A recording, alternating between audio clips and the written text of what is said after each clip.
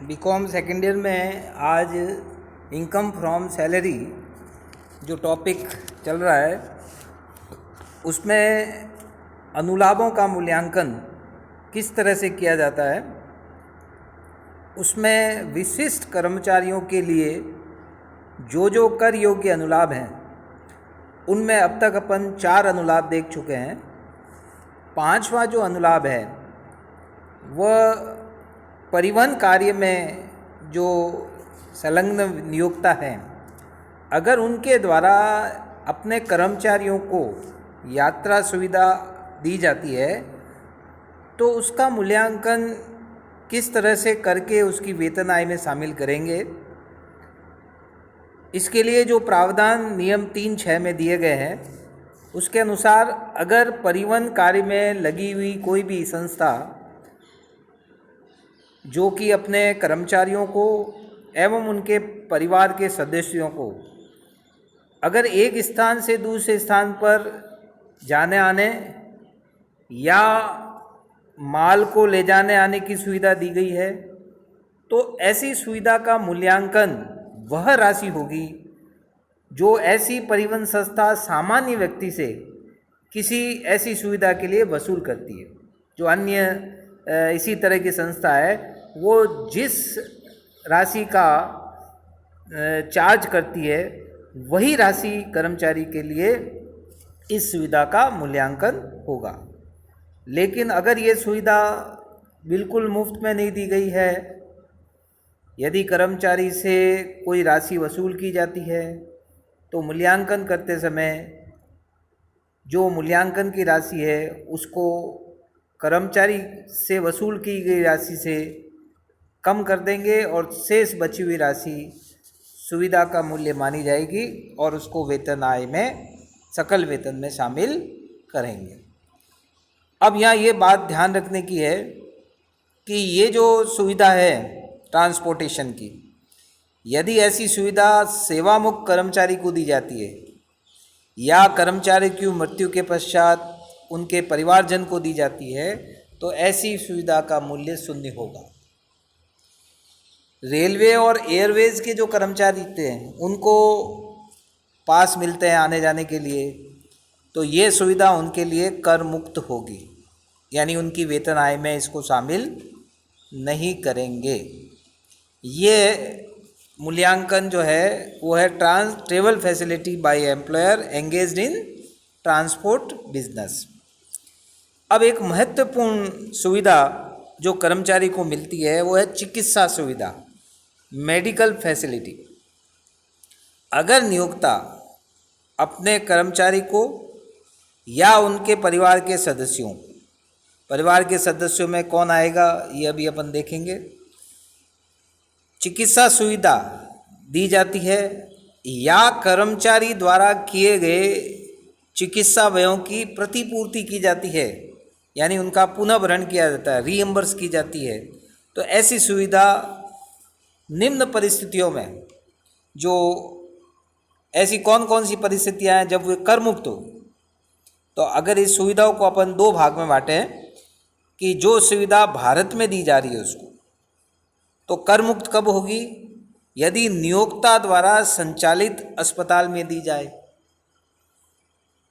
सरकार स्थानीय सत्ता तथा सरकार द्वारा स्वीकृत हॉस्पिटल में चिकित्सा सुविधा दी जाए तो कर मुक्त होगा। यदि मुख्य आयकर आयुक्त द्वारा अनुमोदित अस्पताल में आयकर नियम 3(a) में जो वर्णित बीमारियां हैं जो हृदय रोग से संबंधित है या किडनी से संबंधित है उनके इलाज के लिए अगर सुविधा दी गई हो तो कर मुक्त होगी। सरकारी कर्मचारी के इलाज के लिए मान लीजिए सरकार द्वारा मान्यता प्राप्त किसी निजी अस्पताल में चिकित्सा सुविधा दी गई है तो भी कर मुक्त होगी। अगर केंद्र सरकार से अनुमोदित किसी योजना या बीमा विमानक एवं विकास प्राधिकरण की स्वास्थ्य बीमा प्रीमियम का नियोक्ता द्वारा भुगतान किया गया है तो भी ये सुविधा कर मुक्त होगी। तो इन परिस्थितियों में जो भारत में कर्मचारी को दी गई सुविधा है वो कर मुक्त होगी। अब आइए कि अगर कर्मचारी को यह सुविधा भारत के बाहर दी गई है, तो जो भारत के बाहर सुविधा दी गई है वो किस तरह से कर मुक्त होगी। इसको देखने के लिए अगर अपन ये देखें कि ये सुविधा या तो कर्मचारी के स्वयं के इलाज के लिए हो सकती है या उनके परिवार के सदस्यों के लिए इलाज के लिए हो सकती है। लेकिन ये भारत के बाहर दी गई इनको सुविधा कर मुक्त कब होगी और कितनी राशि कर मुक्त होगी, यह कुछ शर्तें हैं, उनके आधार पर करेंगे। तो पहली बात, जो चिकित्सा पर व्यय हो रहा है यानी एक्चुअल एक्सपेंडिचर ऑन ट्रीटमेंट, तो जितनी राशि भारतीय रिजर्व बैंक द्वारा विदेशी मुद्रा में स्वीकृत की गई है कर्मचारी को, उतनी राशि कर मुक्त होगी। आरबीआई द्वारा फॉरेन करेंसी में जो वास्तविक इलाज के खर्चे हैं उनके लिए परमिशन दी गई है, उतनी राशि कर मुक्त होगी। क्योंकि भारत के बाहर जब सुविधा दी जाती है तो इलाज के लिए जो खर्चा हो रहा है वो तो सुविधा के रूप में है ही, लेकिन साथ में विदेश में रोगी के साथ एक अन्य व्यक्ति जो उसका अटेंडेंट है, उसके रहने का खर्चा भी सुविधा के रूप में दिया जाता है। यह राशि भी उतनी ही कर मुक्त होगी जितनी आरबीआई द्वारा विदेशी मुद्रा में स्वीकृत की गई है, इससे अधिक नहीं होगी। इसके अलावा विदेश जाने के लिए जो पेशेंट है और जो उसका अटेंडेंट है, विदेश जाने का जो ट्रेवलिंग का खर्चा होगा, इसके लिए एक शर्त है कि ये तभी कर मुक्त होगा जब कर्मचारी की सकल कुल आय 2 लाख से अधिक नहीं हो, जिसमें ये जो ट्रेवलिंग की सहायता है वो जुड़ी हुई नहीं होनी चाहिए। तो 2 लाख से अधिक नहीं हो तो ये यात्रा जो खर्चा सुविधा के रूप में दिया गया है वो कर मुक्त होगा।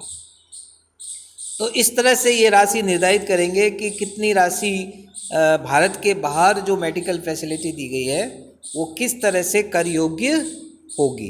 तो इन शर्तों को, इन प्रावधानों को ध्यान में रखते हुए अपन करेंगे। अब यहाँ कुछ बातें और है कि चिकित्सा सुविधा एक अलग चीज़ होती है और चिकित्सा भत्ता अलग होता है। मेडिकल अलाउंस जो होता है वो नगद में मिलता है, चाहे कर्मचारी इलाज कराए या नहीं कराए, भत्ता मिलता है। लेकिन सुविधा तो है जब इलाज कराएगा तभी मिलेगी।